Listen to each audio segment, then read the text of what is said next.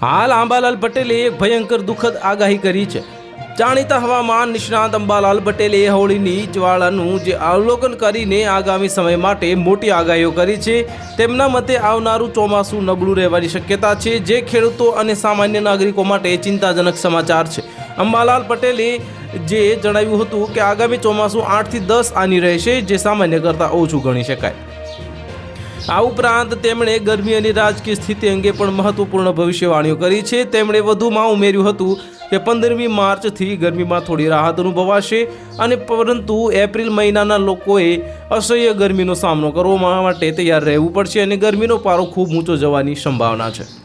ચોમાસા વિશે વાત કરતાં અંબાલાલ પટેલે જણાવ્યું છે કે મહિનામાં વાવાઝોડાની શક્યતા રહેલી છે, જે ચોમાસાની શરૂઆતને અસર કરી શકે। એટલું જ નહીં, ચોમાસા દરમિયાન વારંવાર લો પ્રેશર ઉદ્ભવશે, જેના કારણે વરસાદની અનિયમિતતા જોવા મળી શકે છે।